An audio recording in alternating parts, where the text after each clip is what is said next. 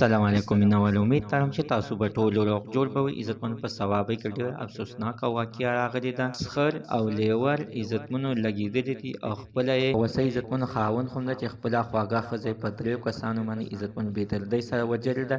بله غټه د غم خبره عزتمنو دا ده چې د دې په خېټه باندې ماشوم خو مو او دغه ښځې سره ظلم زیاتی شوی دی. عزتمنو چې که بیا د جینۍ دغه پلار راغلی دی په نږدې صوابۍ تاڼه کې راپورټ لیکلی دی، بیا په ګنټه کې دننه عزتمن دغه درې واړه قاتلان ګرفتار شوي دي.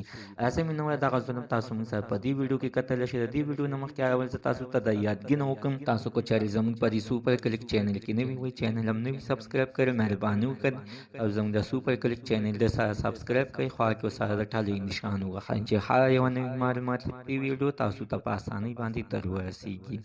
عزتمنو په صوابۍ کې ډېره افسوسناکه واقعه مخې ته راغلې ده چې عزتمنو یوه پلار به یوه بیماره ښځه چې په خېټه باندې ماشوم دی، خر خاوند او لیور لګېدلی دي. عزتمنو دغه ښځه بېدردۍ سره وژلې ده، سره د ماشومه عزتمنو هغه ښځې سره ظلم شوی دی، زیاتی شوی دی، باید چې دې ته د انصاف ورکړل شي.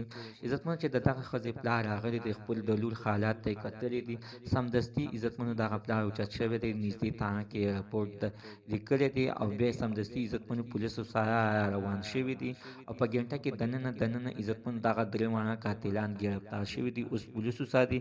ایا دوی ته د اخر کومه سزا ورکړل شي؟ اخر د دې ښځې ګناه څه وه؟ عزتمنو ملزمانو تر اوسه پورې خبرې نه دي کړې. چېرې د حقیقت ښکاره شو موږ به تاسو سره په دې ویډیو کې شریک کوو، یعنې موږ به تاسو سره په دې چینل کې شریک کوو. موږ سره عزتمنو ته نوي معلومات د دې پورې د نوي معلومات دپاره د سره زموږ د سوپر کلیک چینل د سره سبسکرایب کړئ، خوا کې ورسره د ټلۍ نشان ووهئ چې هر یوه نوي معلوماتي ویډیو تاسو ته په اسانۍ باندې در ورسیږي.